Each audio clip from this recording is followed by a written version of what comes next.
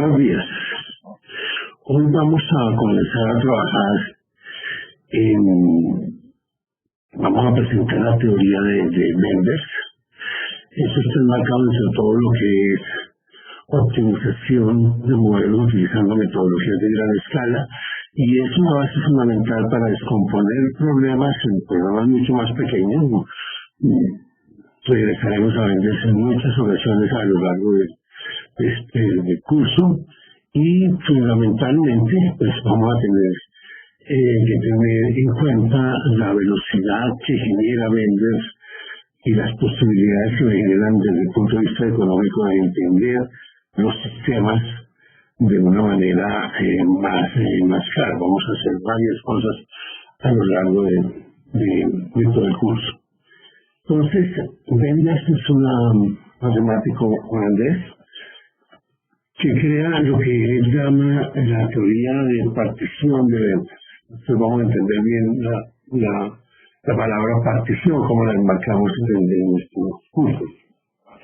Y básicamente yo diría que hoy en día la teoría de Menders es lo más importante que ha ocurrido en programación, en optimización lineal y no lineal, y en general en la descomposición de sistemas, y es tan trascendental, yo pensaría, como la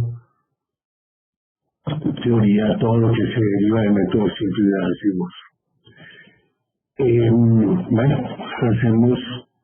Recordamos que mucho de todo lo que se hace en la creación de metodologías, en el modelamiento, en el cambio de paradigmas, pues está siempre relacionado con imaginarse nuevas cosas y tratar de encontrar soluciones. Lo que busca Menders es básicamente resolver un problema de programación no lineal, es donde él comienza de una manera diferente a como lo ve todo el mundo. Eso es básicamente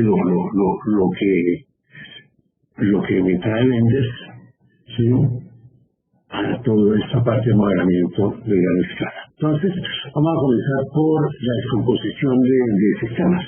Ya habíamos hablado un poco en una clase anterior sobre lo que implica partir sistemas. Ahora vamos a mirar ya más la parte matemática. Entonces, primero vamos a tener en cuenta que dos palabras son partición y descomposición. Entonces ya habíamos dicho, partición va a ser la acción de dividir un problema en dos problemas, ¿sí?, estableciendo una jerarquía entre esos problemas. Va a haber un problema que se va a convertir en coordinador del otro problema, o subproblemas, como lo queramos llamar. Y la descomposición va a ser la acción de dividir un problema en múltiples subproblemas con el mismo nivel jerárquico. Ya habíamos visto un caso en el cual, pues, acá en la parte de energía vertical tengo las particiones. Comienzo haciendo una partición del problema de inversiones con el problema de operaciones, y luego hago una descomposición por escenarios estocásticos, ¿sí?, y luego hago una descomposición. Esa descomposición me genera, lo siguiente que hago realmente cuando comienzo a mirar el problema, pues yo lo que hago es una secuencia de particiones y descomposiciones secuencialmente. Sí, acá opero una descomposición, lo divido en dos problemas estocásticos. Cada problema estocástico le aplico nuevamente un concepto de partición, y ahora tengo un coordinador estocástico y unos problemas por sector, y luego los puedo descomponer en dos problemas por sectores, y luego seguir bajando a tener ahora problemas por zonas, hasta finalmente llegar al átomo más pequeño que voy a llegar, que son los periodos. Digamos que toda la parte primera, los 4 niveles, pues son niveles físicos, y el cuarto es un nivel de la dimensión del tiempo que siempre termina manejándose, o que en la mayoría de los casos se maneja de una manera diferente. Algo que también vale la pena notar es que las particiones y descomposiciones de un problema no es una teoría única de que yo lo puedo ver de muchas formas. Aquí aplica el principio Pygmalion. Yo voy a querer ver voy a ver lo que quiero ver, ¿sí? Entonces, en eso pues también tenemos que ser claros de que acá no hay un paradigma que dice así se descompone o así se parte y descompone un problema. Pero lo que sí estamos buscando es atomizarlo. Vamos a ver posteriormente qué es lo que vamos a conseguir con eso. Y yo diría que hay dos teorías fundamentales para realizar todo esto, que es la teoría de Benders y la teoría de relajación lagrangiana. Sí, pues Benders está muy ligado con Benders, él fue en su lado, y yo no sé quién es el creador de relajación lagrangiana, que es un concepto muy utilizado y que obviamente viene de los que se soporta en toda la teoría de Lagrange para resolver problemas. Estos dos problemas podríamos decir que estos dos enfoques son complementarios. Teoría Benders pues ve el problema de acuerdo con los tipos de variables que tiene y lo comienza a partir con base en variables. En que tanto que la relación lagrangiana ve el problema de acuerdo con los tipos de restricciones que tiene y lo comienza a resolver desde ese punto de vista. Entonces son dos procesos complementarios, ¿sí? Entonces aquí tenemos que la teoría vende de una técnica primal o factible primal, que es una técnica primal, una técnica que trabaja en la zona de factibilidad primal, o sea que está cumpliendo con la zona de factibilidad primal. Es también conocida una descomposición por las cantidades, ¿sí?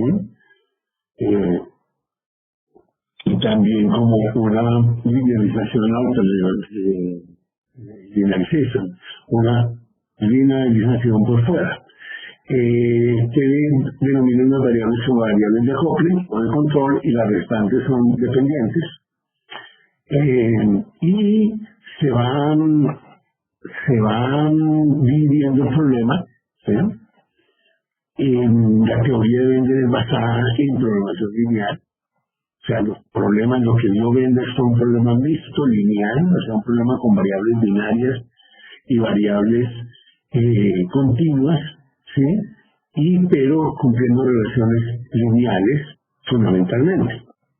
Y vamos a ver qué es lo que nosotros vamos a hacer. Pues vamos a dividir este problema que era originalmente un solo problema, pues lo voy a dividir en dos subproblemas. A uno lo voy a llamar coordinador, ¿sí? O problema principal coordinador, y el otro lo voy a llamar subproblema o subproblema dependiente o subproblema esclavo.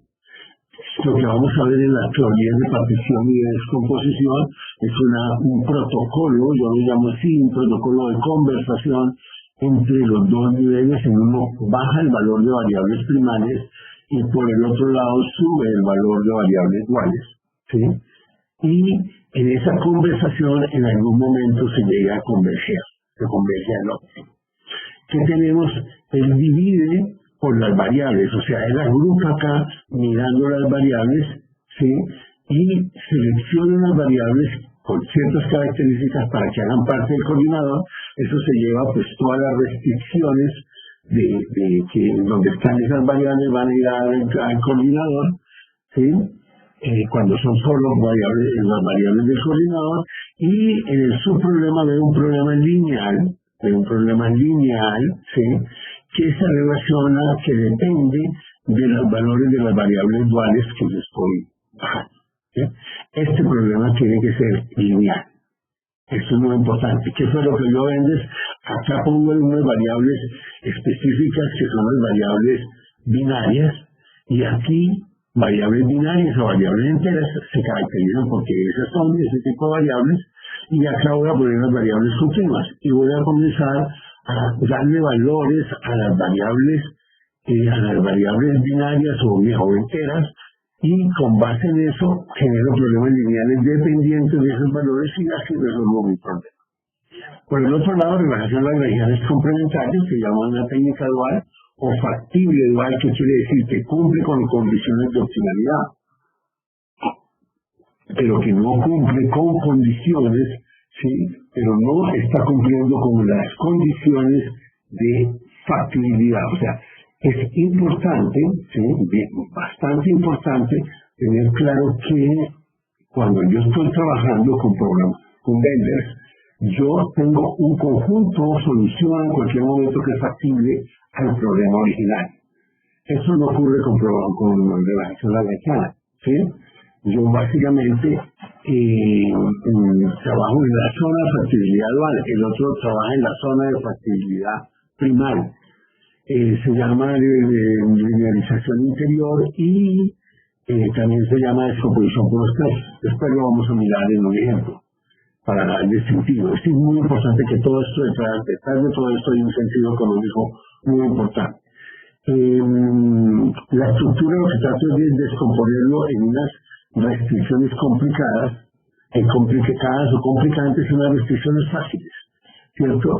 Y entonces yo relajo las restricciones complicantes, o sea, las vuelvo más sencillas, las reemplazo en base de las soluciones que yo vaya obteniendo en otro problema que va a ser el problema que me va a pasar información. Entonces yo tengo la relación lagrangiana que no está obligada a ser lineales, pero que tiene no tiene, este problema puede ser no lineal, este problema puede ser no lineal, ¿sí? Tengo variables duales que bajan, o sea que acá lo que bajan son variables duales y resuelvo el problema dual, o sea, voy a tener un problema en donde estas variables duales que son las que están bajando, terminen afectando la función objetivo porque bajan a través del dual, ¿sí? Y esto me devuelve variables primales, y esas variables primales que me devuelvo me sirve para incluir información adicional. ¿Cuál es la información adicional? La información adicional en los dos métodos, tanto en el de Benders como en el de relajación lagrangiana, son planos cortantes. En relajación lagrangiana hay otro enfoque que lo nombraremos, pero que no es el enfoque que más voy a hacer énfasis, puesto que es el enfoque que yo personalmente menos uso. Yo prefiero los planos cortantes. Entonces tenemos que las dos, ¿sí? Tenemos que las dos son dos esquemas orientados hacia partir del problema, y yo puedo después volver a partir del problema en múltiples niveles, o sea, eso es parte de lo que voy a tratar de hacer, ¿sí? En el caso de las variables de acople, tanto primales como iguales, ¿sí? Son las que permiten, o sea, en la conversación son las que permiten integrar, ¿sí? Los problemas de nivel inferior con los problemas de nivel superior. Se lo vamos a llamar problema de coordinación. Yo tengo que analizar las matrices del nivel inferior con el fin de establecer problemas que se han de resolver en ese nivel, ¿sí? Y también tenemos que esas variables, esa conversación, pues viene para resolver un problema que está parametrizado con base en lo que va, ¿sí? Y la información proveniente del nivel inferior, variables duales en el caso de Benders y variables primarias en el caso de relajación lagrangiana, se incorpora al programa coordinador con la finalidad de generar nuevos valores. ¿Cómo las vamos a incorporar? Nosotros vamos a estudiar básicamente el esquema de planos cortantes, incluir cortes en la zona de factibilidad primaria cuando es Benders o en la zona de factibilidad dual cuando es relajación lagrangiana, ¿sí? O sea, eso es básicamente, aquí tengo, digamos, todo lo que es los principios fundamentales. Entonces, ¿qué es lo que estamos viendo? Acá, este señor manda variables duales, este señor resuelve un problema y devuelve variables primarias, y acá en Benders, pues la situación es diferente, bajan variables primarias y suben variables duales. En los dos casos se meten planos cortantes cuando yo regreso, y hay un chequeo de convergencia que después iremos explicando poco a poco. Y de esta forma pues tenemos todo lo que yo debo en términos generales tener en cuenta. Posteriormente a todo este trabajo realizado por toda la investigación y el trabajo que se hace con relajación lagrangiana y con teoría de Benders, ocurre que si yo vuelvo a hacer particiones, ya sea en los subproblemas o en el coordinador, en cualquiera de los dos niveles, entonces yo puedo establecer lo que se llama descomposición cruzada, que es, digamos, el nivel del estado del arte de la descomposición y partición de problemas o de la atomización de problemas. Quien escribe los primeros papers con respecto a esto es de apellido Van Roy, ¿sí? Y él básicamente desarrolla todos los principios para integrar la teoría con la relación lagrangiana y lo denomina descomposición cruzada, ¿sí? Básicamente, ¿a dónde aplica cuando yo ya tenés un problema en el coordinador, quiero volver a hacer una partición? O sea, yo estoy trabajando de manera tal que yo quiero tener nuevas particiones en cada problema o nuevas descomposiciones, ¿sí? Entonces aquí vamos a ver lo que puede ser un problema de descomposición cruzada, donde yo hago varias descomposiciones. Esto lo vamos a ver en una clase sobre cada uno de estos temas.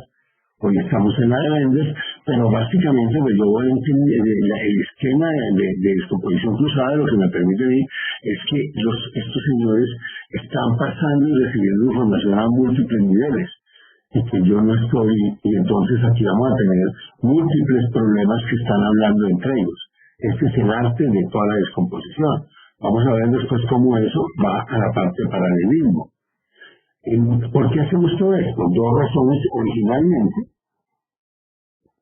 La primera razón era que en muchos casos no había forma de resolver el problema de meterlo en un computador que no fuera partiéndolo y descomponiéndolo. Ese es mi caso personal de cómo yo llego a utilizar Render. Simplemente habíamos comprado una máquina de 1 megabyte de memoria, un gigabyte de memoria, y ahí teníamos que meter un problema de miles de variables, y eso no cabía, no había forma. Entonces la única forma era partirlo y descomponerlo, que realmente la partición y la descomposición es en términos matriciales. Tenemos que aprender a ver ahora los problemas como matrices, y matrices que tienen sus matrices incorporadas y que yo tengo que aprender a ver. Y pues eso normalmente, todo esto pues trae ventajas, ¿sí? Que pues la descomposición cruzada, yo puedo entonces resolver un problema de muchas formas, de lo que llamamos full space, es el problema integrado, o sea, compro un simplex y lo resuelvo con simplex. El problema con Benders es aplico la teoría de Benders solamente, y el problema de descomposición cruzada es ya aplico a las particiones de Benders nuevamente de descomposición, partición y descomposición, y entonces utilizo un esquema de descomposición cruzada. Y normalmente lo que estoy buscando es unos ahorros en tiempos significativos. No siempre va a ganar la tecnología más grande, más compleja, llamémoslo así, va a ganar para los problemas más grandes. Va a ser soluble cosas que antes no eran solubles. Fíjense que siempre vamos a encontrar casos para probar que Benders es mejor que el integrado o que el integrado es mejor que Benders. Cuando esto tiende infinito, los problemas van a hacer poderosas este tipo de particiones. Hacerlo de descomposición cruzada pues resuelve más eficazmente cierto tipo de problemas. Eso es lo que nosotros vamos a tener, ¿sí? Pero no hay una ley. Aquí yo tengo este es el mismo artículo, y tengo otro caso en los cuales el que gana es Benders, ¿sí? Comparado con la descomposición cruzada. O sea que no tenemos una ley. Eso es lo primero. Entonces ya hemos visto un poco los dos principios, los dos fundamentos son relación lagrangiana y teoría de Benders. Para quien quiera trabajar en entender los problemas, pues, y en partirlos, descomponerlos y hacer implementaciones de estado del arte, o sea, utilizando toda la potencia informática, le toca aprender de estas dos y quizás de otras más, como otros métodos de partición que no vamos a estudiar profundamente acá, como Dancing Wolf o varias descomposiciones que ya han pasado, que fueron muy teóricas, y como la de Rosen, y que desaparece después desde el punto de vista práctico. Pero esto es totalmente práctico, porque en determinados sectores esto es importante, y específicamente en la parte del sector eléctrico, puesto que en el sector eléctrico todo lo que es Néstor Benders o Benders sanidad, que dentro de los cuales la DDP, la Dual Dynamic Programming, que es el fundamento de la SDP, Stochastic Dual Dynamic Programming, que está basada en Benders. Entonces, cuando yo quiero entender qué es lo que puede hacer el algoritmo, qué es lo que puede hacer el problema, no se me debe olvidar qué fue lo que hizo Enders. ¿Sí? Y lo mismo nosotros, yo específicamente investigo y he desarrollado temas y resuelto muchos problemas utilizando vendors, básicamente, quizás por eso parte de mi sesgo, que yo prefiero ver vendors para descomponer.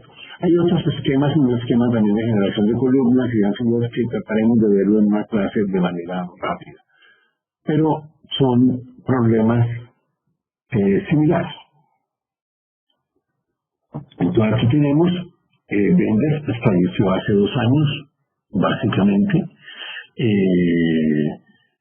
y en una revisión bibliográfica reciente, en 2016, pues se ve que Benders es una metodología que está en pleno crecimiento. Demoró muchos años, como lo había nombrado en otras ocasiones, pero ya en el año 2000 comienza a despegar y hoy en día pues vemos que está prácticamente con un crecimiento exponencial que se duplica cada N años la cantidad de trabajo que se hace. Entonces comencemos a entrar en la teoría de Bender. Lo primero es que yo voy a ver el problema de esta forma. Acordémonos que yo veo el problema que yo quiero. ¿Qué hace parte de Y y qué hace parte de X? Pues son variables del problema, pero yo las agrupo de alguna forma. ¿Cómo lo agrupó Bender originalmente? Las variables Y eran las variables enteras y las variables X eran las variables continuas. Esa era la característica. Nosotros vamos a utilizar en muchos casos otros conceptos, pero el concepto es que yo voy a separar estos dos problemas. Voy a tener un problema sobre las Y y voy a tener un problema sobre las X que depende del valor de Y, porque acá yo tengo, si a mí viene un mago y me dice que es lo que es Y, pues ahora yo tengo que resolver el problema, pero teniendo en cuenta estas variables de coordinación, cuál es la solución que tienen, para yo poder conseguir una solución factible. O sea, yo no me puedo ignorar cuando voy al problema lineal, o el problema, su problema, que fue lo que dijeron arriba. Entonces, eso es lo que yo voy a hacer fundamentalmente. Entonces, en todos estos problemas vamos a tener una formulación estándar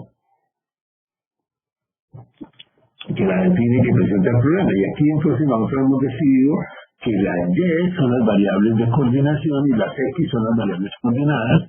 Entonces yo tengo las variables Y, ¿sí? Tengo las variables Y, tengo parte de la función objetiva están las variables Y, hay restricciones que son exclusivas de las variables Y, hay restricciones que acoplan la variable X con las variables Y y podríamos tener restricciones exclusivas de las variables X. Aquí no lo estamos considerando para propósitos de este caso. Las X pertenecen vamos a ponerlo en el CR positivo, puesto que el problema sobre las X, cuando yo le doy valores a Y, debe ser un problema lineal. Y Y puede ser parte de cualquier espacio, incluyendo un espacio fundamentalmente discreto, o sea, de variables enionistas, de variables enteras o variables binarias, que es lo que originalmente ve Bender. Entonces, él va a partir del problema. ¿Cómo lo vamos a partir? Pues vamos a trabajar sobre la formulación. Sobre la formulación, entonces yo voy a decir, ok, mire, yo voy a hacer este jueguito que es válido. Yo voy a definir el problema en X dependiente de Y, que es lo que está acá en verde. ¿Sí? Ese es un problema que es un problema en X, porque estoy minimizando X, dependiendo de unos valores de Y, o sea, pues estoy resolviendo, y la solución de ese problema pues es Q de Y. Entonces yo tengo que minimizar f de Y más Q de Y sujeto a f de Y, y las variables, si a f sub 0 de Y igual a b sub 0, y Y perteneciendo a ese. Este es un problema sobre la Y totalmente, donde Q de Y tiene una definición que es un problema de sí mismo. Esto lo veremos en muchas aplicaciones. Esto es lo que hace la gente cuando hace, por ejemplo, programación binivel. Pone un problema en función del otro y de las jerarquías en la forma de solución y consigue resolver un problema que es apropiado para lo que está haciendo. Aquí vamos a hacer una magia que se debe a la programación lineal. Esta magia que se debe a la programación lineal es que acordémonos que en programación lineal el problema primario y el problema dual sí son independientes, o sea, uno no depende del otro. Por lo tanto, este problema en X yo lo puedo poner en términos de las variables duales de X y vamos a ver qué es lo que tengo de las variables duales de estas restricciones. ¿sí? De las restricciones que tengo yo acá, que son a x igual a b menos f de y, y con base en eso yo puedo entonces ahora, tengo una función que es de cálculo de y, que está solo en función de y de las variables duales, y que tiene algo que es muy interesante, que lo más interesante de todo esto, es que básicamente la zona de factibilidad dual es independiente totalmente de la zona de factibilidad dual. Eso es la magia fundamental de lo que estamos haciendo. Por lo tanto, sí, yo lo que tengo que ver, que más destaca en todo esto, es que esta zona de factibilidad es independiente de y, ¿sí? Como es independiente de y, ahora yo voy a ir a ver qué debe cumplir el problema dual. Entonces nosotros sabemos que cuando yo estoy minimizando el primal, que en nuestro caso estoy minimizando este primal, el problema dual va a ser maximizar que pi por el vector de recursos sujeto a la zona de factibilidad de las pis, que es independiente de y. Eso es muy importante, ese es el éxito y la clave de Bender.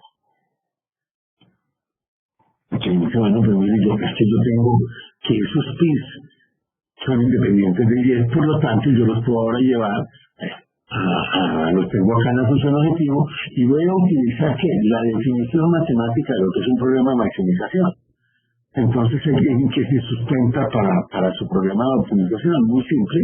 Supongamos, ya sabemos que en programación lineal el óptimo está en unos puntos extremos, supongamos que tengo todos 5 puntos extremos, ¿sí? 5 puntos extremos, entonces yo tengo que el máximo que es Q de y, la solución a eso debe ser mayor o igual que el punto extremo 1 por el vector de recursos menos f de y. Esto está en función de y, esto está en función de y. El segundo elemento, el tercer elemento y hasta el nth elemento. Yo puedo, si yo numero todos los vértices, ¿sí? Yo tengo el mismo problema equivalente. Este problema es igual al original, pero ahora está en términos fundamentalmente de y de x. He eliminado las x. Y ahora entonces, ¿qué es lo que yo voy a hacer? Bueno, si yo voy al subproblema y el subproblema lo resuelvo, si tengo realmente 5 vértices, pues yo podría en 5 soluciones del problema cambiar el problema original por un problema más sencillo. Cambiar el problema original por un problema más sencillo, ¿sí? En términos de y solamente, y en cada pasada pues voy generando un corte. Meto en la primera pasada meto el primer corte, en la segunda pasada meto el segundo corte y voy poniendo cortes que se deben cumplir porque es que Q de y debe ser mayor que todo esto para cumplir con la definición de la zona de factibilidad dual.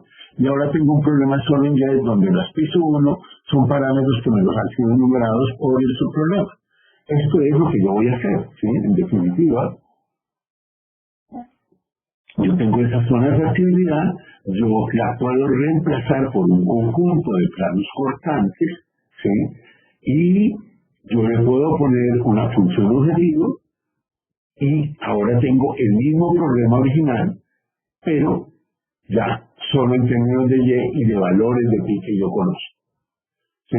Y entonces, yo lo que he cambiado acá es esta definición por esta, y ahora voy a ir a mi problema original para ver cómo enumero estos pis, porque es que mi problema ahora yo lo llevé a que yo tengo que conocer los puntos extremos.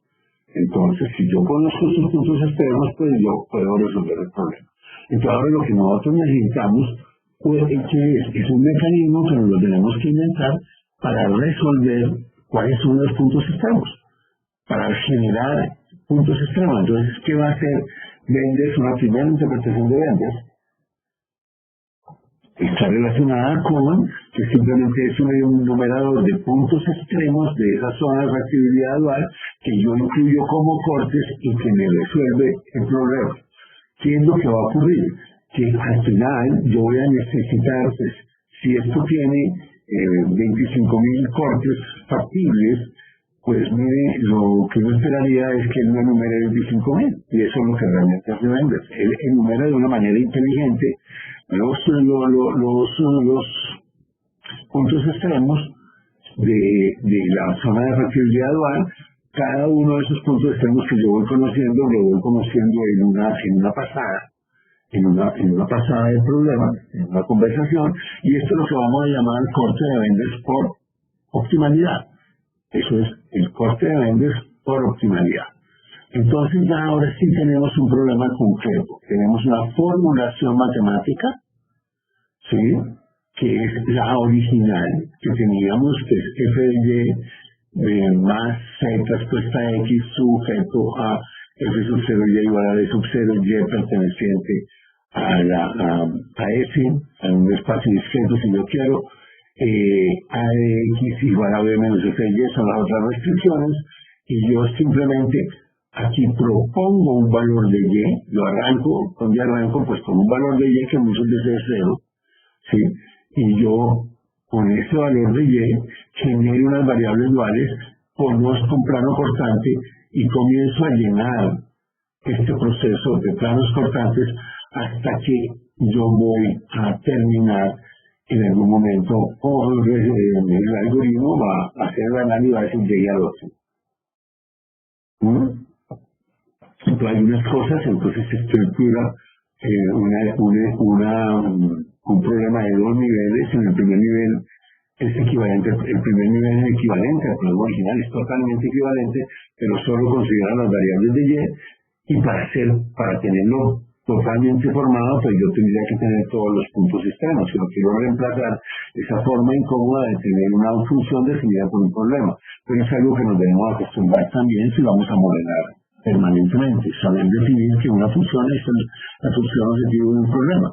Es una forma de sintetizarlo y de pasar información. Sí. Y en el segundo, entonces el primero considera la variable y es el coordinador. En el segundo nivel, eso es un problema subordinado dependiente de baja y es la que genera los puntos extremos de la zona dual, los multiplicadores pi. Y entonces ahora tenemos esa función. ¿Qué es lo que ocurre realmente? Si vamos a ver por ahora una pequeña interpretación económica, pero que hay que tenerla clara. Lo que pasa es que yo tengo una función, yo sé que f de x debe ser mayor o igual que y yo debería, ¿sí?, enumerar todos los puntos. Yo podría, si yo lo enumero todos esos puntos, pues sería esta función. Pero resulta que yo no conozco todos los puntos de ¿sí? Entonces, yo comienzo con conocer algunos puntos. Entonces, yo genero el primer plano cortante. El primer plano cortante esta es la verdadera función. La vamos a dejar en gris para poder ver la parte visual. Tenemos un primer corte, ¿sí?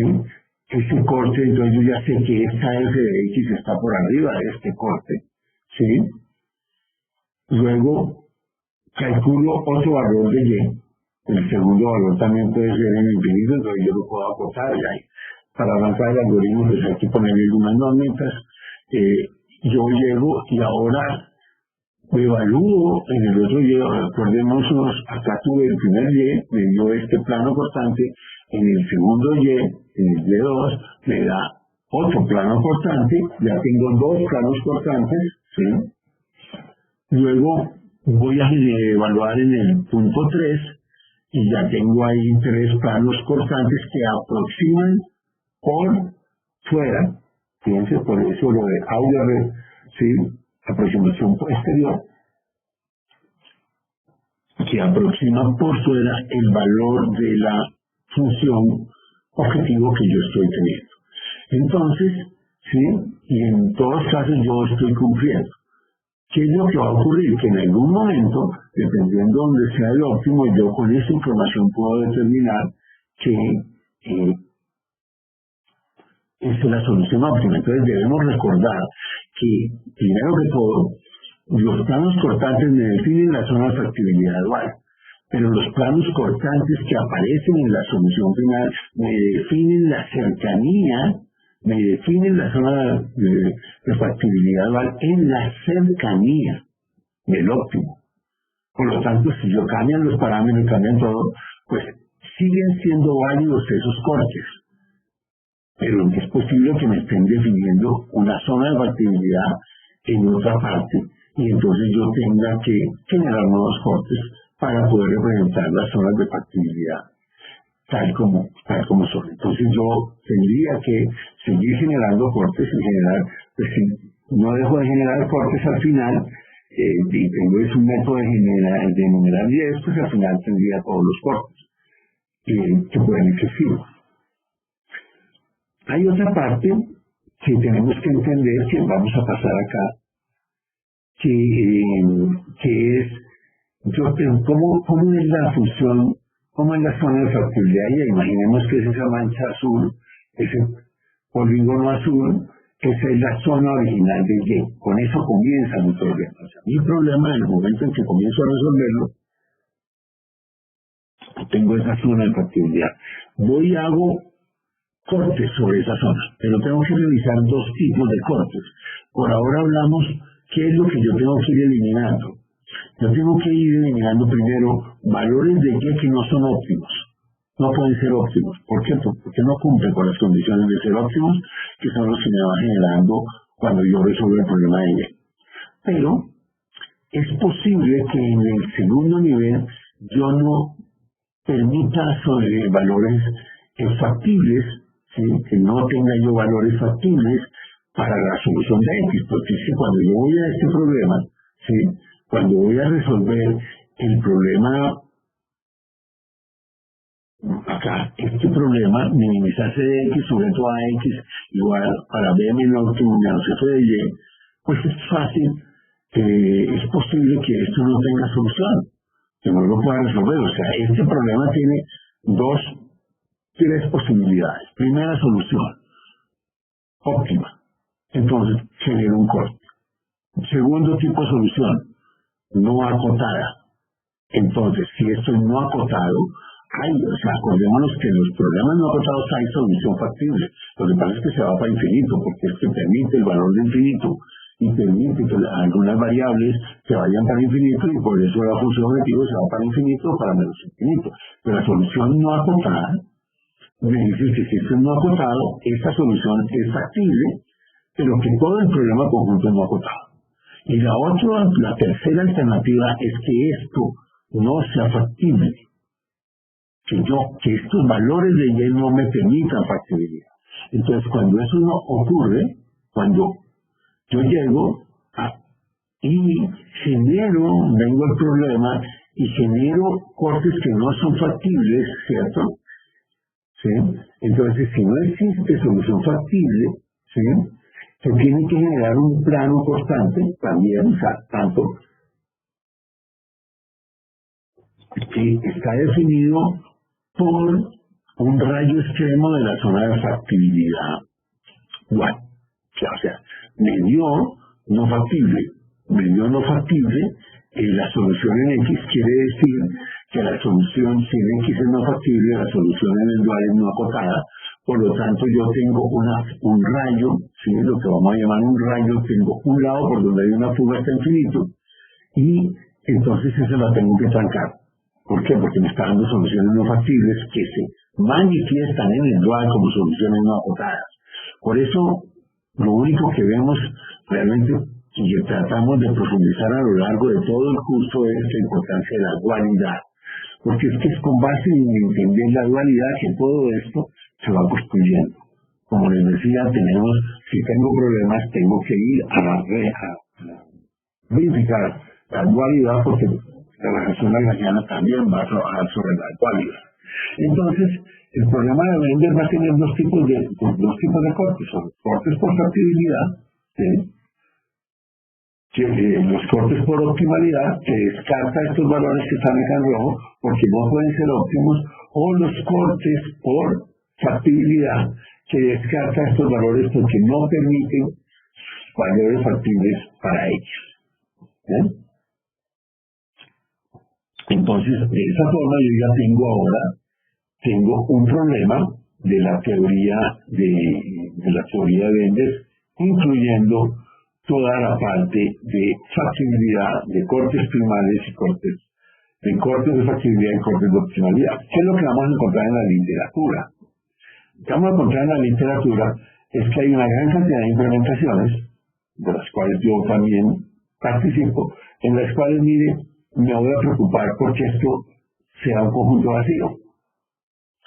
Y entonces, eso se puede hacer o no, eso puede ser, bueno, eso depende de quién entender el problema y racionalizarlo. Si yo tengo un problema de valores de Y, si Y son capacidades, y yo tengo que atender una demanda, y produjo capacidades igual a cero, y tengo que atender la demanda, pues creo que no lo voy a poder atender, porque me están diciendo las capacidades que voy a probar son cero, y usted tiene una demanda positiva, pues y no la puede atender, entonces pues cuando usted mande las capacidades igual a cero, o por debajo de la demanda, pues no va a poder atender la demanda.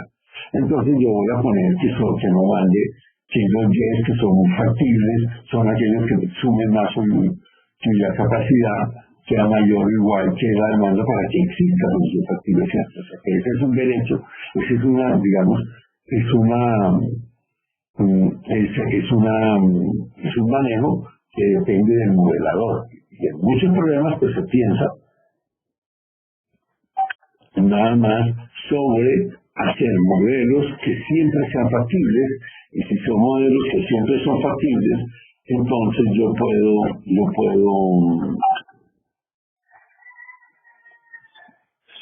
puedo entonces sin problema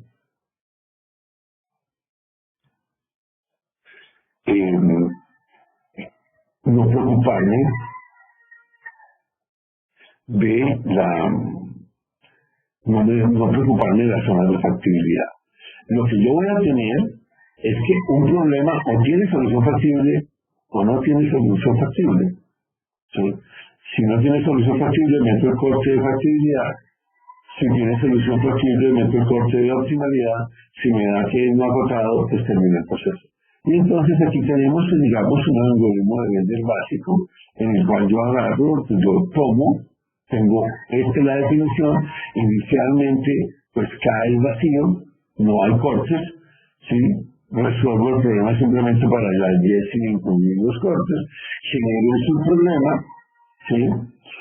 Realmente, ¿qué es lo que me está haciendo Bender? Esa es la otra parte que yo tengo que mirar de mi problema.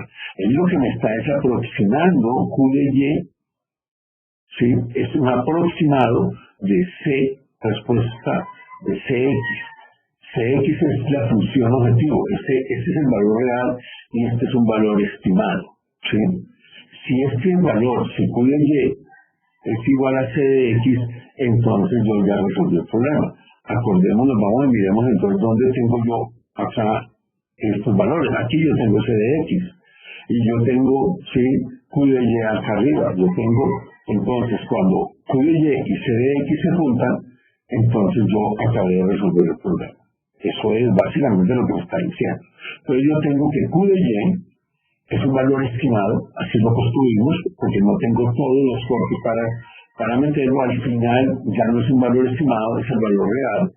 El proceso algorítmico va subiendo en la medida, el Q de Y, si yo estoy minimizando, este Q de Y va a ir aumentando y el C de X va a ir disminuyendo y yo voy a conseguir la solución cuando los dos se junten.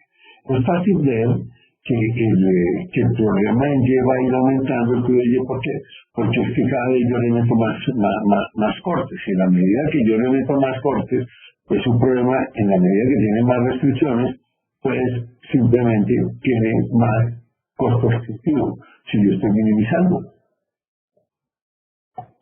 Entonces, como cada iteración me genera un corte, entonces yo estoy aumentando el número de restricciones y ese Q de Y va subiendo hasta que llego al tope y ahí se va a parar. Este va a ser básicamente lo que llamamos el algoritmo de partición. Sobre esto se reparten ejercicios fundamentalmente útiles para los que están mirando la forma de cómo se implementa ya en la realidad. ¿Qué es importante lo que hemos hecho hasta acá? No olvidarnos que su problema es un problema lineal. Nosotros vamos a encontrar y eso se les hay artículos grandes que pueden leer, unos capítulos grandes sobre todo lo que son las variaciones de ventas, que las vamos a ver, y todo para la gente de GAMS, vamos a ver esas variaciones de ventas, y vamos a ver la teoría para todos. Hay variaciones de ventas y hay mejoras de ventas. O sea, son dos cosas que es donde se va a hacer el trabajo de investigación. ¿Cómo hago para que este proceso sea ya tengo un proceso que es manipulable, tiene unas grandes ventajas, pero ahora cómo hago para que se haga más rápido? Hay una gran cantidad de variaciones a las cuales trabajamos una buena cantidad de investigadores, ¿sí?, que proponen cosas, que quieren trabajar en vender. En mi opinión, lo primero que tienen que hacer es leerse todas las variaciones que existen, tener una visión holística de todo lo que es vender, porque vender, lo único que estamos hablando ahorita es de la parte básica de vender. Eso lo vamos a ver en esta clase.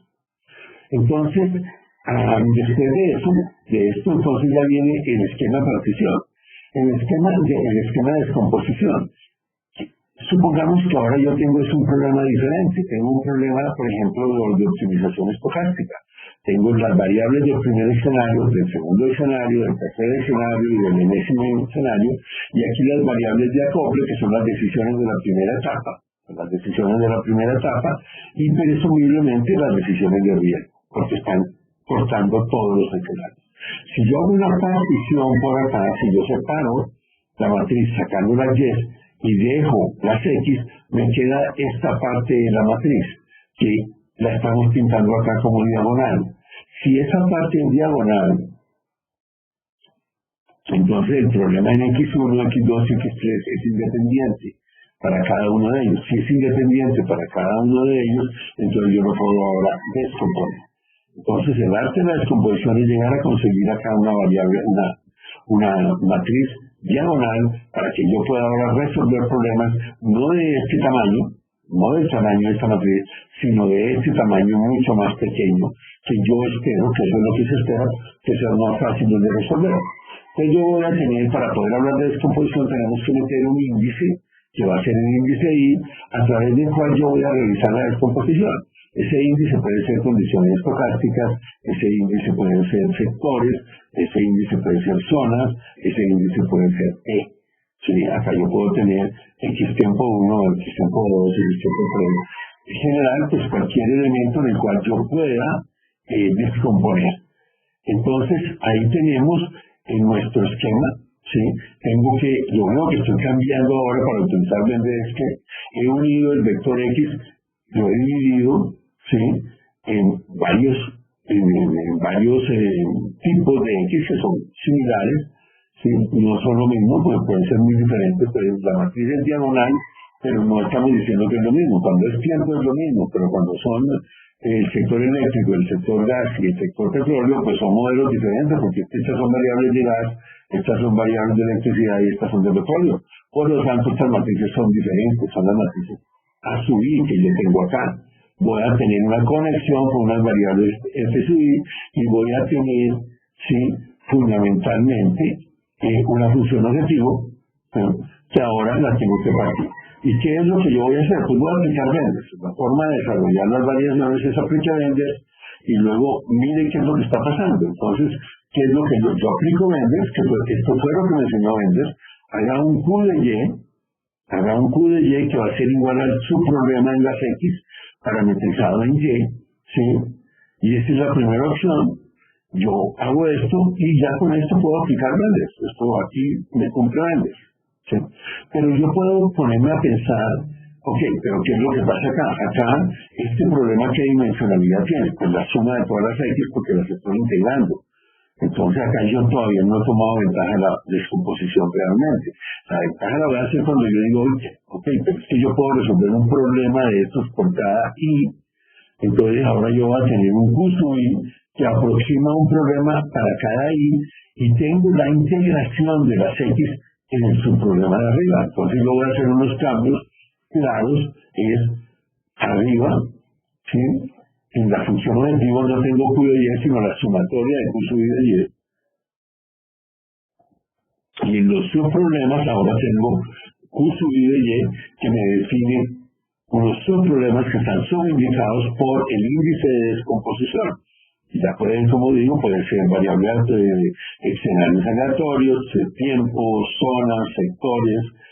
Hay muchas razones. Los más importantes, pues vamos a tener de tipo físico, como en los tres sectores, y vamos a tener de tipo lógico, como es el tiempo, llamémoslo así, como es la parte de escenarios. Entonces ya vemos que también acá ya comienzan a entrar que yo podría resolver problemas de optimización estocástica utilizando ventas. Ya acá lo vemos, porque ¿qué es lo que tiene optimización estocástica? Cuando vengo yo en mi optimización estocástica, ya recuerdo, yo tengo variables por escenario y tengo unas variables que integran todos los escenarios. Si esto no integra, si no hay variables que integran todos los escenarios, pues simplemente esto es lo que nosotros llamamos un paralelo estocástico, que tiene un sentido, pero que no es un solo problema, sino que son n problemas realmente. Cuando tengo la integración, tengo un solo problema que lo puedo partir en n subproblemas. Entonces acá hago lo mismo, sustituyo esto por el dual de cada uno de los problemas, o sea, ya pasé a la parte primal, ahora lo sustituyo por el dual, ¿sí? Y establezco ahora cortes de vendas en cada pasada, yo paso cortes de vendas que están subindicados, ¿sí? ¿Y qué es lo que vamos a llamar un corte desacoplado? ¿Sí? Entonces yo puedo hablar de dos tipos de cortes, el corte acoplado, ¿sí? En el cual yo veo el problema de manera integrada, y el corte desacoplado, en el cual yo veo el problema, cada uno de ellos lo veo de manera independiente. ¿Sí? Posteriormente, en algunos artículos ustedes van a encontrar la velocidad que se gana con eso. Se ganan dos aspectos con el desacoplar el problema.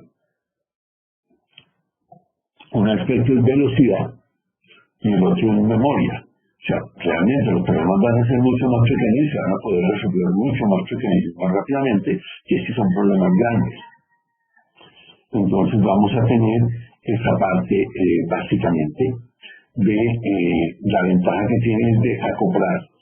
Definitivamente, pues desacoplado va a funcionar mucho más rápidamente, aparte de que es posible que el problema acoplado no empiece en la memoria. Si a mí me dicen cómo fue la historia mía con Bender, pues yo entré a hacerlo desacoplado del comienzo. ¿Por qué? Porque el problema acoplado o agregado no cabía en el gigabyte de memoria. Entonces, lo que hacíamos era descomponer las matrices. Lo que vamos a ver, entonces, estas son las dos ventajas, velocidad y memoria. Si voy a disminuir la memoria, voy a aumentar la velocidad, y poco a poco iremos viendo otras ventajas que son importantes de tener. Entonces, ¿qué es lo que yo he hecho acá? En vez de tener un solo programa, claro, lo que voy a tener es un programa por cada valor del índice de descomposición. Esto puede ser escenarios aleatorios, esto puede ser periodos, esto puede ser sectores, zonas, lo que yo quiera. ¿Sí? Y entonces, ahora, ¿qué es lo que yo puedo hacer? Que es volver a aplicar vendas acá y podría tener lo que llamaríamos vendas multinivel. ¿Sí? Pero entonces yo ya he hecho una primera partición y una descomposición del problema que me genera cortes. Cada vez que yo resuelvo esto me genera un corte, ¿sí? Y yo tengo cortes que estoy incluyendo por cada índice de descomposición. Ahora hay un caso muy particular que lo vamos a llamar, yo no le encuentro nombre en la literatura, yo lo llamo cortes unificados. ¿Qué son los cortes unificados? ¿Qué pasa cuando yo me regreso a esta matriz y el índice A, el índice de la matriz A no depende del índice I? O sea que esta matriz es A. Entonces, si yo tengo esta matriz que es independiente de A, la matriz A es independiente de I, resulta que al ser la matriz A independiente de I y mirar la zona de factibilidad dual, ¿sí? Los vectores, este pi es independiente de I porque es que está, si yo tengo acá la matriz A, pues esta matriz ya me vuelve esto independiente de I. Si de casualidad el vector de costos también es independiente de I, yo tengo un vector de costos, un vector de variables duales, un vector de variables duales, cuya zona de factibilidad es independiente de I. Eso es lo fundamental. O sea, yo me tengo que volver a concentrar en cómo es la zona de factibilidad dual. Si la zona de factibilidad dual es constante para todo I, o sea, A sub I es independiente de I, y C sub I es independiente de I, entonces yo tengo ahora un problema del cual yo puedo tomar ventaja. Y esto es lo que estamos preguntándonos acá. ¿Qué pasa cuando A sub I y C sub I es vector? La matriz de relaciones funcionales, si el vector de costos son independientes del índice I. Cuando eso ocurre, ¿sí? Esta zona de factibilidad es constante. ¿Sí? La zona de factibilidad de las variables duales es igual para todos los subproblemas independientes del valor de Y. ¿Sí? Un punto extremo para un subproblema lo es para todos los subproblemas, porque es que está en la misma zona. Quítenle y yo me escogí y esto es, este pi sub I sí se lo resuelve, ¿sí? Puede estar variando, pero a mí lo que yo estoy preocupado es por que sea factible, no me importa, en alguna parte tiene que diferenciar y esto va a ser diferente en el vector de recursos y podría ser diferente en el vector en la función vectorial de Y, que normalmente pues es un valor dado, es una constante, lo que me interesa es pi sub I por B sub I y tengo este valor. Sí, por lo tanto, un punto extremo para un subproblema lo es para todos los restantes, ¿sí? O sea, que si yo resuelvo I igual a 1, eso es válido para I igual a infinito, para I igual a 3, a 4, a 10, infinito, ¿sí? Y, por lo tanto, yo puedo con un solo modelo, ¿sí? Un solo subproblema, generar cortes para todos los subproblemas que cumplen con eso. Entonces podemos hablar de una familia de problemas que se caracteriza por la matriz A y el vector de costos C, que me permite generar cortes, ya no hablando de un subproblema, sino para todos los subproblemas que yo tengo. Esto va a ser independiente del número de subproblemas de la familia, ¿sí? Y es particularmente útil cuando el número de subproblemas tiende a infinito o cuando no se conocen todos los problemas por estar relacionados con una condición aleatoria. Entonces, pues vamos a pensar dónde esto es factible. Si es petróleo y energía, electricidad y gas, pues eso no es factible, porque definitivamente pues el A sub I, la dimensión y todo eso, y las unidades pues no permiten que el X sub I fuera igual para todos. Pero ¿cuándo puede ocurrir esto? Pues va a ocurrir con muchos problemas estocásticos cuando el vector de costos es independiente de I, de la condición aleatoria, y la matriz A sub I es independiente de la condición aleatoria. Entonces se puede utilizar en muchos problemas de optimización estocástica. Y también se puede utilizar en muchos problemas dinámicos, cuando I está orientado al tiempo. Ejemplo, en un caso que podría ser, yo podría extraer de mi modelo, yo tengo un modelo de despacho con una red, la red no tiene costos, normalmente la red de transmisión no tiene costos, luego el C0 no tiene costos, por utilizarlos yo no tengo costos, que es lo que me representa la topología es constante para todos los periodos, estamos asumiendo que se cumple eso, por lo tanto en un modelo de despacho yo puedo sacar el problema, la representación de la red como un determinado subproblema y generar planos constantes de Bender para representar mi red en vez de representarla con todos los elementos. Y cada vez que yo resuelvo, ¿sí?, las condiciones para un tipo de condición de Y que va a ser una demanda, ¿sí?, que debe atender esa red de unos puntos, ¿sí?, pues ya una demanda neta, ¿sí? Entonces yo simplemente lo que tengo que tener son cortes de Bender. Y eso me estaría cortando, me estaría cumpliendo para una parte del problema. O sea, lo que estoy tratando de decir es que no siempre, pues eso no puede ser difícil de que se cumpla, pero se puede cumplir por partes, o yo puedo hacer algunos juegos. ¿Sí? Cuando entonces lo que decía, cuando SUI se son independientes, mire, eso es frecuente cuando I está asociado a condiciones aleatorias. En este caso, sí, en ese caso pues se está pensando en que esas condiciones aleatorias pues, dependen más que todo de se manifiesta a través del vector de recursos. Si no es así, pues ya tengo un problema porque cuando no se cumple con el vector de costos, la topología y la tecnología de la matriz ha subido muchos problemas dinámicos, es constante. Y si esos problemas dinámicos son, y si no es constante, nosotros la podemos modelar como constante. Esa es la otra. Puede que no se cumpla, pero yo me lo invento. Eso es fácil, es parte de las mejoras que hay que hacer. Lo que pasa es que no se me puede olvidar que yo me lo puedo inventar. Tengo que aquí ya hay un juego de modelamiento, de cómo voy a hacer, ¿sí? De qué tipo de manejos tengo que hacer en la formulación para yo poder resolver el problema. ¿Qué otra cosa cuando está asociado a vectores o zonas, eso no es posible? ¿Sí? Cuando está asociado al tiempo, ¿sí? Entonces, normalmente esa matriz puede ser en muchos casos independiente, principalmente para el tiempo de corto plazo. Y en muchos modelos de expansión yo mantengo la matriz independiente. Ese es el consejo que uno da cuando miremos en nuestra clase de modelamiento de expansión, ¿sí?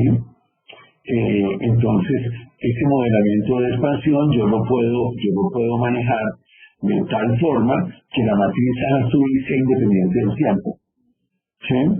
Y el vector de SUI, pues, sería independiente del tiempo y el vector de costos depende de cómo lo esté manejando.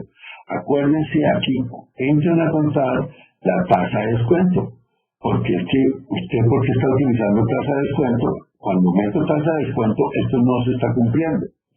Y este es un caso de cuando meto tasa de descuento, es decir, cuando CDT corresponde a una función de costo, es normal, en muchos casos, de que yo tenga un factor que yo asumo que entre las relaciones entre los diferentes elementos permanece constante las relaciones, pero que las magnitudes cambian por un factor. Ese puede ser el factor de descuento, ¿sí?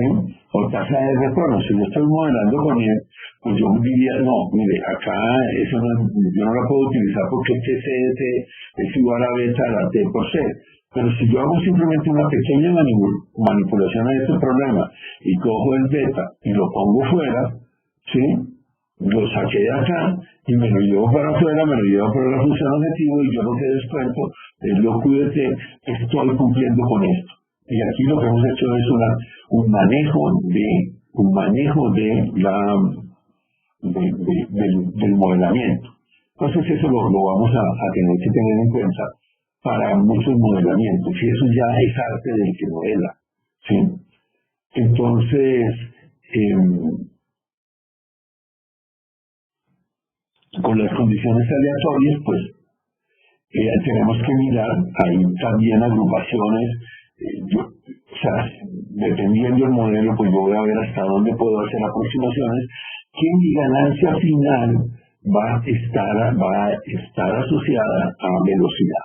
Porque aquí lo que estamos buscando es velocidad y también un entendimiento del problema, ¿sí? ¿Qué pasa cuando yo consigo entonces descomponer todo ese problema? ¿Sí? Cuando yo me regreso acá a Vendes, entonces ¿qué es lo que me dice Vendes? Pues mire,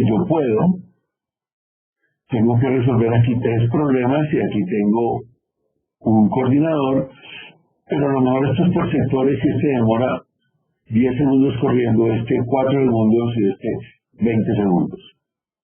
Y tiene que correr. Sería posible tener procesadores, ¿sí? Aquí ya debemos comenzar a entender lo que va a venir con paralelismo. Yo podría tener un procesador dedicado al CES1, ¿sí? 1 para 2 para y 4 para y estaría tratando de que todos generaran la misma cantidad de información, de balancear los tiempos de solución para que esto permanezca, para que yo no tenga espacios vacíos. Es básicamente lo que vamos a ver en el paralelismo. No hay ningún orden, o sea, Bender no dice, lo que dice Bender es que si usted hace todo eso, converge. Pero si usted resuelve primero todos los C1 y mantiene los otros constantes, y esto lo puede partir, pues mire, esa es una forma de aproximarse. Hay muchas formas.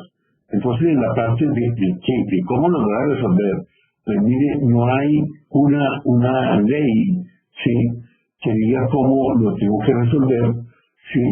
Yo lo puedo resolver secuencialmente, pero es posible cuando yo tengo los vértices unificados resolver el problema de una familia y generar para todo un problema de la familia y generar para todos los restantes. Y pues obviamente yo tengo que poner reglas y estudiar. Esto es sujeto de investigación. Vamos a ver que la ganancia de llevarlo a que sea unificado es muy grande, es grandísima, ¿sí? Entonces, bueno, ahí hay un paper que está relacionado con Benders en la descomposición unificada y presenta ejemplos. Sí, aquí tenemos algunos ejemplos de lo que implica.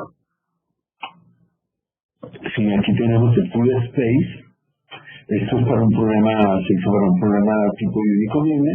El full space, que es el modelo integrado. El GDP, o sea, el GDP, el Generalized Dual Dynamic Programming, que es la metodología desarrollada por mí a través de Stisenware, ¿cierto? Esto es propio de nuestra forma de ver los problemas, y hay dos formas de trabajar el mismo problema, resolverlo desacoplado o resolverlo unificado, ¿sí?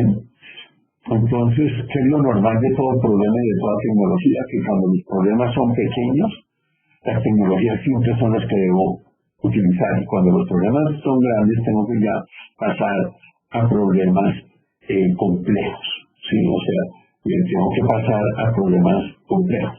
Eso es más o menos el ejemplo que doy de matar una pulga con un martillo o matar un elefante con un martillo. Eso no sirve para todo. O sea, la tecnología tiene una medida y las pulgas se matan diferentes, no se matan con martillos ni los elefantes se matan con martillos.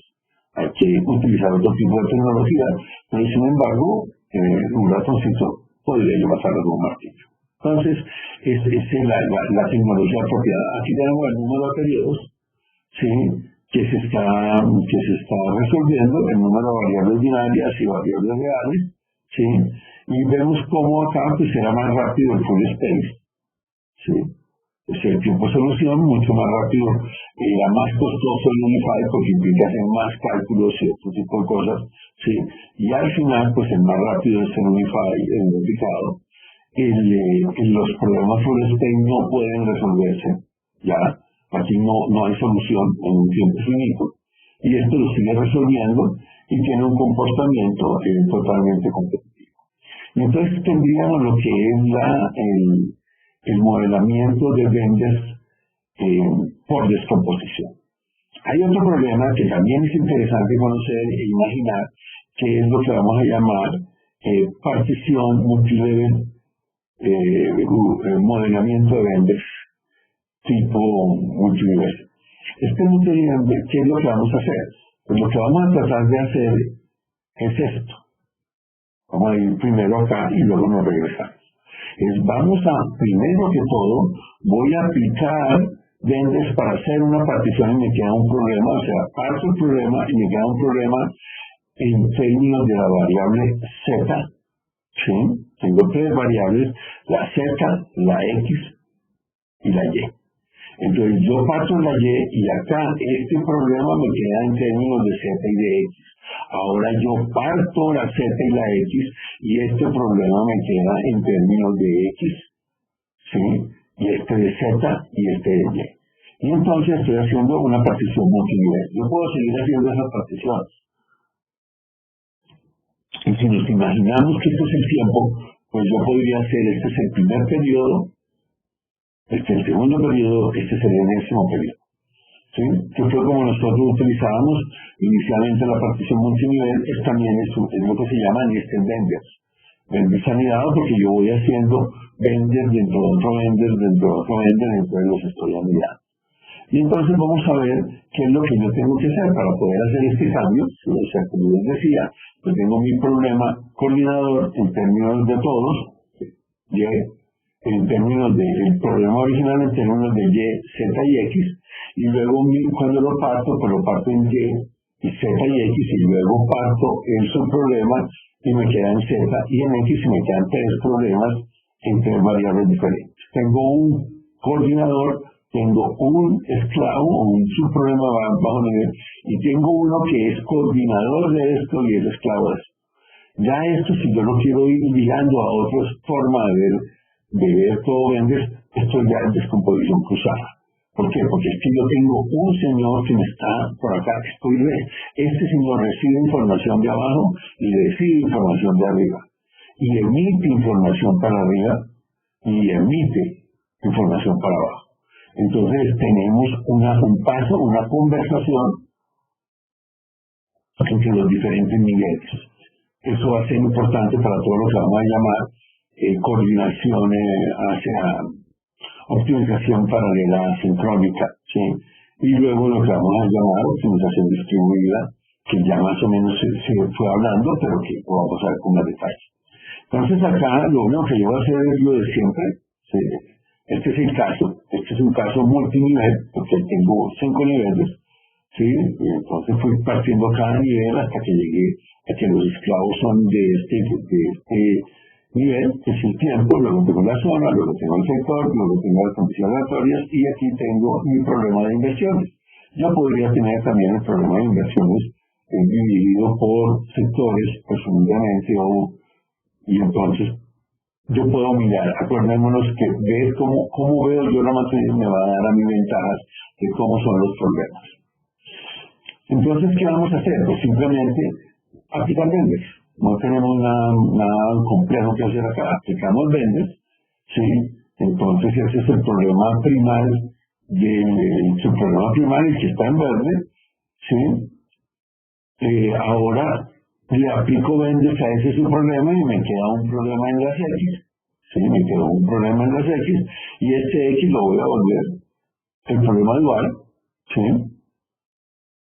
Y voy a poder pasar cortes en todo el nivel. Esto está escrito, también está puesto para el que quiera hacer el seguimiento de las demostraciones y de los detalles más rápidamente. Pero entonces, ¿qué es lo que hicimos?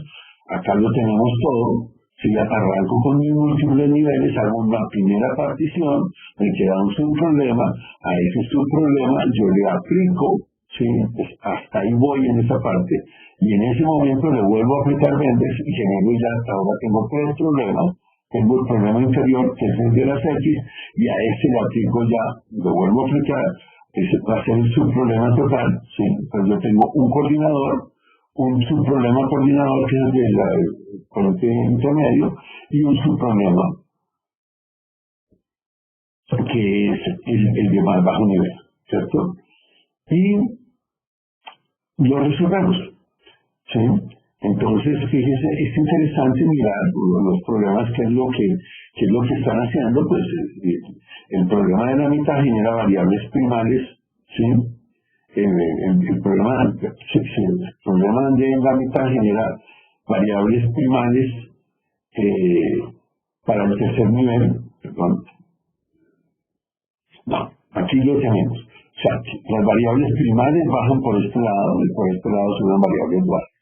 Cuando yo resuelvo este problema, yo ya me lo puedo imaginar como que yo en ese mismo momento puedo mandar una información hacia arriba, que son las variables duales de todo lo que venga debajo. De todo lo que venga debajo. Porque no es la variable dual de esta restricción, es la variable dual de estas restricciones más las variables duales del corte. Eso no se me puede olvidar. Y esas variables duales las vamos a separar en pi z y en pi x. Estas son las que vienen del problema de acá, del problema más bajo, y estas son las que vienen del problema de acá. Las pi x, ¿sí?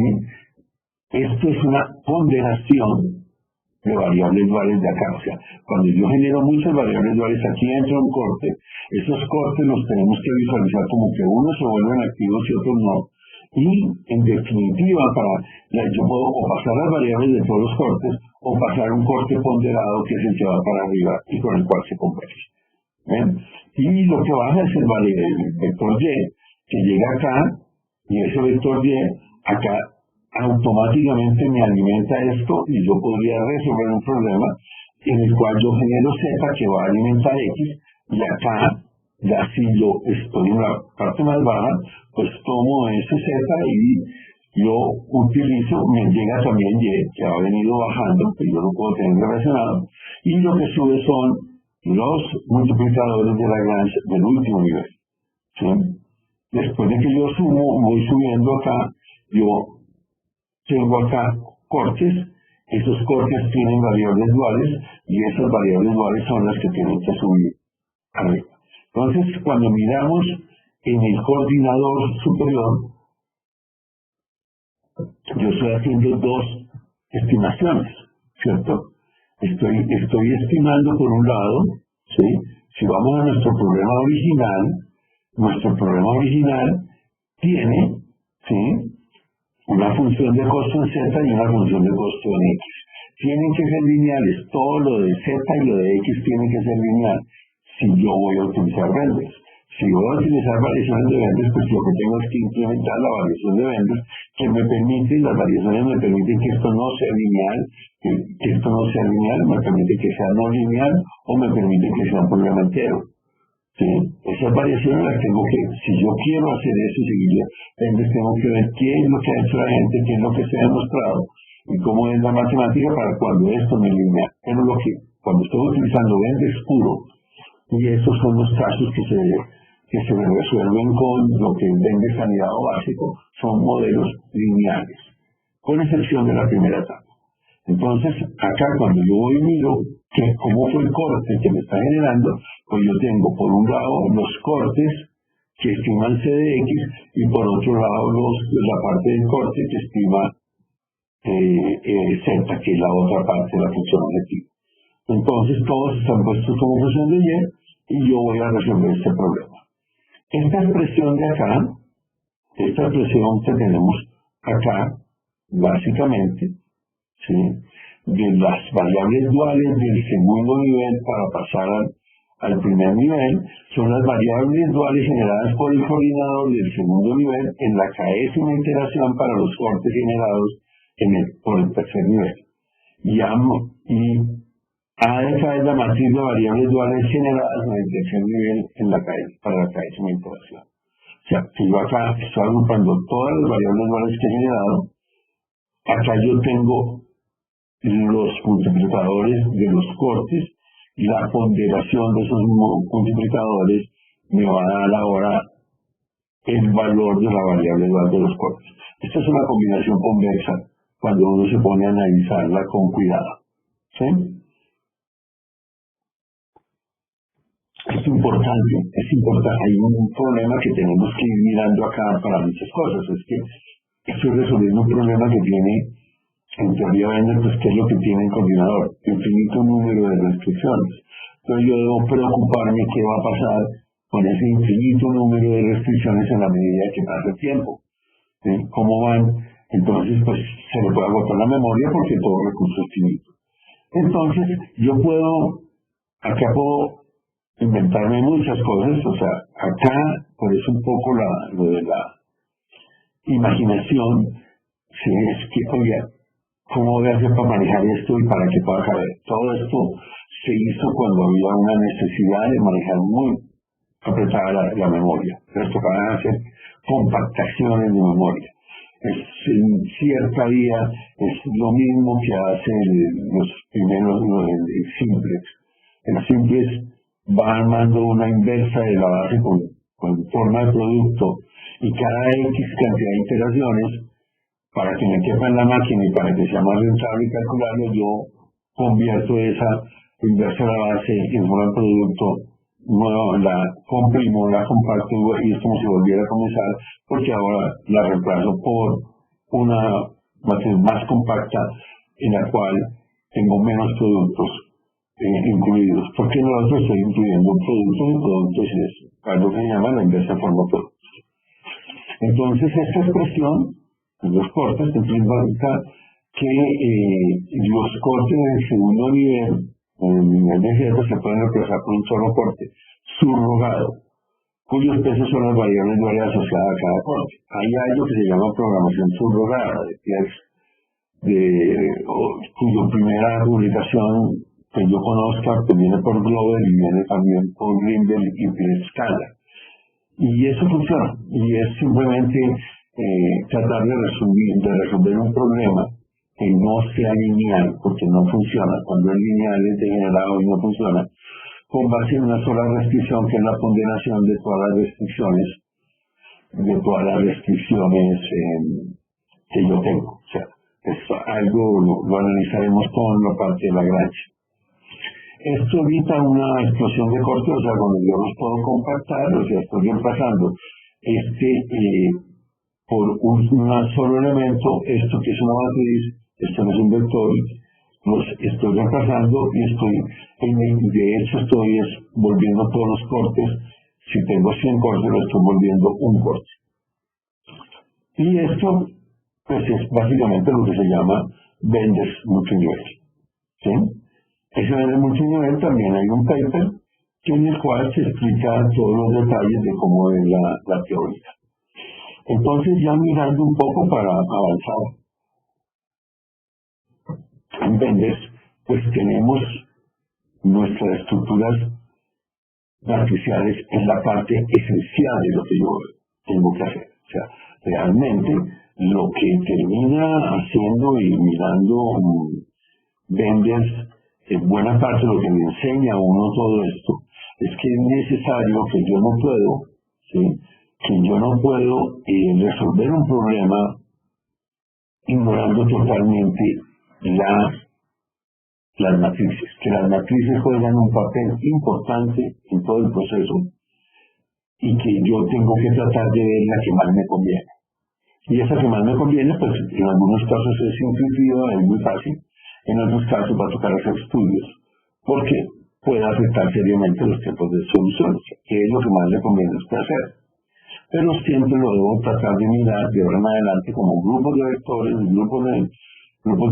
como familias de vectores, familias de problemas que todos pertenecen, si son una familia, pertenecen a la misma dimensión, tienen el mismo vector y tienen las mismas unidades, están en la misma dimensión. Por eso es que el sector eléctrico y el sector petróleo no pueden pertenecer a la misma familia, porque unas unidades están en el sector megavatio y en el otro barriles de petróleo, y las ecuaciones son diferentes en los dos modelos.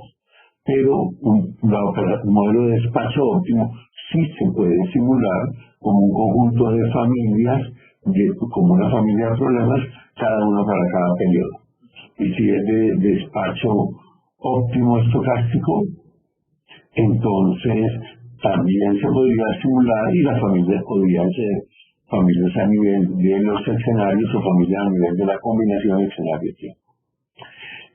Entonces, en aras de tratar de ver bien esto del principio de Pygmalion, que es lo que yo veo, lo que yo quiero ver, entonces tenemos tres tipos de matrices que son las que yo tengo que manejar en mi memoria. La diagonal, que es el objetivo de la descomposición.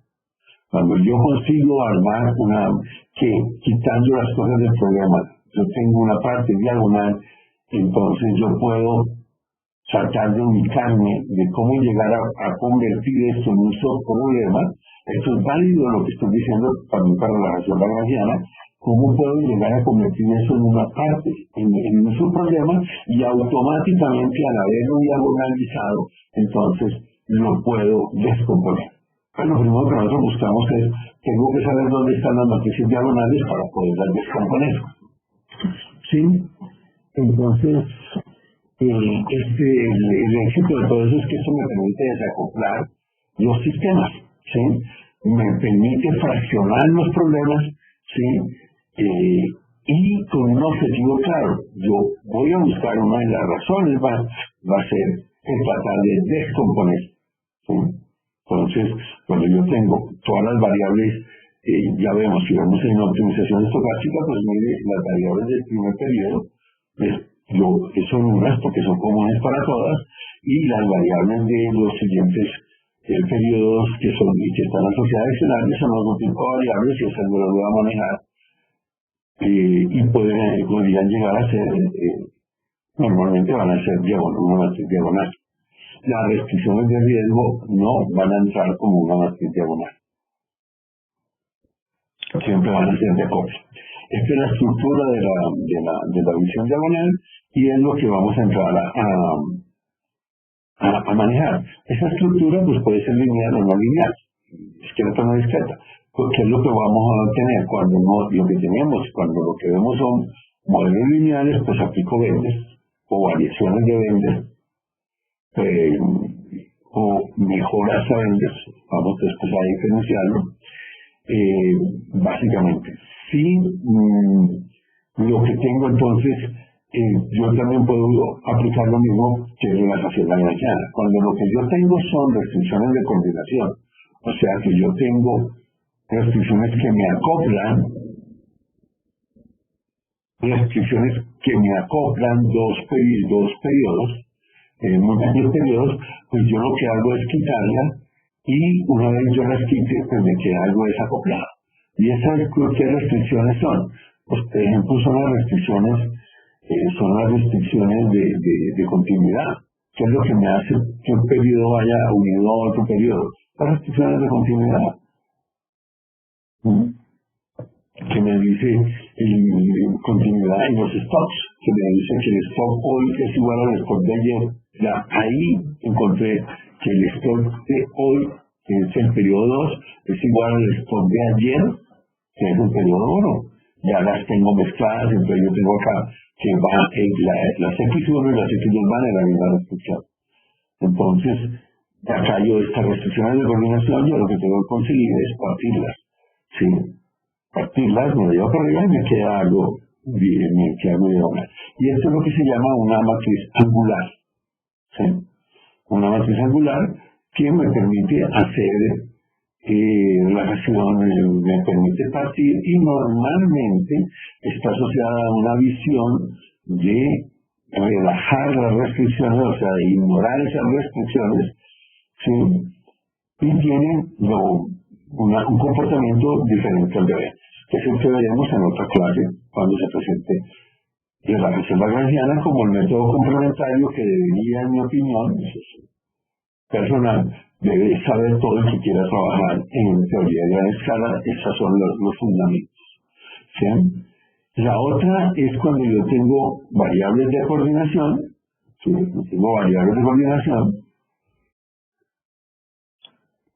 Y esas variables de coordinación, pues entonces son básicamente, yo las puedo utilizar para descomponer el sistema, ¿sí? En un conjunto de variables y sacarlas de coordinación. Aquí, ¿cuáles puedo sacar? También las variables que almacenan los stocks. Fíjense que la gran diferencia es que aquí yo saco las restricciones que manejan los stocks y aquí yo saco, ¿sí? Lo que son aquí lo que yo saco son las variables que representan los stocks. Son dos cosas diferentes. O sea, aquí la coordinación se va a hacer a través de las variables de stock y aquí, y por el otro lado, acá la partición se hace con las restricciones de coordinación. Las dos yo las separo. Eso es el mismo problema, yo lo puedo ver así, como una dual angular, o lo puedo ver como una angular. Esta estructura se llama dual angular y busca lo mismo, descomponer. Y normalmente es como miramos el problema de Benders. Pero por eso pongo normalmente, porque es que yo lo puedo ver de otra forma. Yo puedo aprender a utilizar Benders de otra forma. Y es lo mismo. Y básicamente va a ser lo mismo. Yo puedo estar definiéndolo por variables o estarlo definiendo por restricción. Lo que vamos a tener acá en cualquiera de estos casos es que el segundo nivel, la parte de descomposición, pues va a utilizar la parte diagonal para tener problemas que yo puedo separar. Ahora, lo que yo voy a encontrar es que yo tengo estructuras dentro de estructuras y entonces yo puedo aplicar diferentes metodologías. Aquí aparentemente, si yo lo pienso así, aquí puedo separar esto de por sí son las leyes, yo no puedo separarlo por Bendel o por relajación lagrangiana, lo que yo quiera, ¿sí? Y acá ya me queda un espacio en el cual yo puedo volver a aplicar y podría acá volver a aplicar Bendel, digamos, aquí separo y cada uno de estos sistemas, pues eventualmente yo los podría separar. Lo que yo vea, cómo es la estructura de las matrices, pues mire, eso depende de la persona, de cómo las quiere agrupar, ¿cierto? Y, porque mire, para el caso del sector energía, pues sí es claro que tengo tres sectores, y entonces una forma de acoplarlos de desacoplarlos es electricidad, gas y petróleo. Son tres sectores diferentes, pero tengo 4 zonas en el país. Entonces ahora en cada uno de esos sectores tengo 4 zonas. Pero puede venir el gobernador. Los gobernadores vienen a hablar conmigo y me dicen, no, a mí no me sirve eso. A mí me sirve ver el país como 4 sectores, como 4 zonas, 4 departamentos, 4 estados, cada uno separado del otro, con algunas coordinaciones a través del presupuesto de la nación, por decir algo, y ahora yo necesito separarlos, yo necesito mi problema individual para cada uno de ellos, y entonces voy a tener mis matrices de esa forma. Normalmente, como les decía, entonces la dual angular es lo que yo miro cuando voy a tener vendors, y la angular es la que yo tengo para la relajación lagrangiana. Y los dos métodos pues pueden estar combinados, tenerlos juntos en cualquier momento. Sí, o sea, yo puedo tenerlos y entonces de ahí me sale todo lo que es descomposición cruzada. Entonces, con esto terminamos la clase de teoría de Benders. Es fundamental. Todas las preguntas que haya me las hacen, me envían mails o en las reuniones de revisión, pues las analizamos los elementos. Lo que tenemos que tener claro es que definitivamente es fundamental